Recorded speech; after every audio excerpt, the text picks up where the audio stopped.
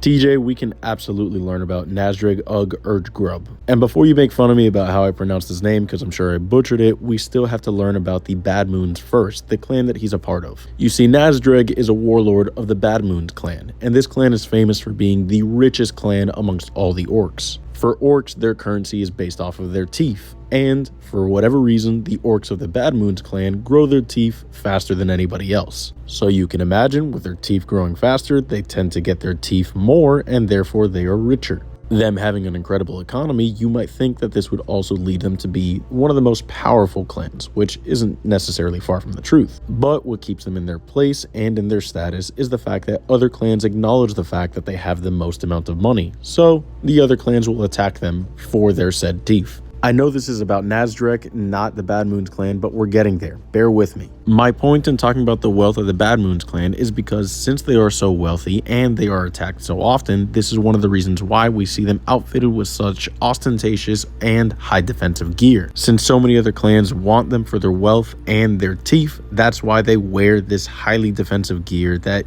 tends to be very flashy. And now finally brings us back to Nazdreg, where you will see a lot of war bosses dressed like this in such glamorous attire for an orc. His armor may be bulky and heavy and stand out, but he is glamorous, and it doesn't affect his intelligence, as he's considered one of the more intelligent orc war bosses. And I don't use that word lightly, as it takes a special type of cunning in order to be able to lay waste successfully to 11 Imperial planets with his warband. Under his warband and command, he even claims a space hulk known as Nazdreg Ug Urdgrub, a very fancy and boisterous name for an orc, but the Imperium simply calls it Scylla. Like many orc warbands, they use slaves amidst their ranks. But Nazdreg is clever enough to be able to give them rewards so that the slaves have more of an incentive to work harder for his warband. His reputation has seen him earn the alliance of Nazdreg Ug Urdgrub.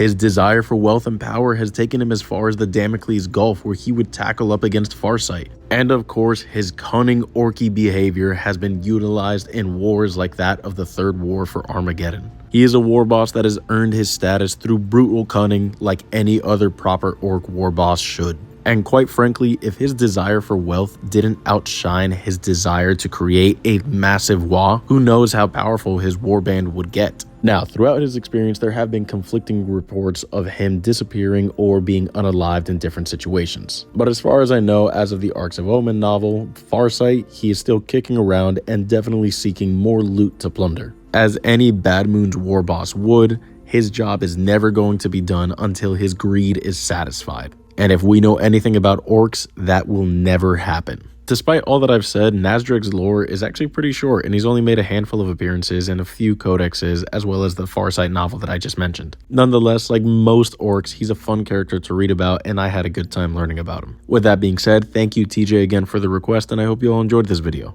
Drop a comment if there's anything you guys want to hear about next, and as always, remember to follow for more.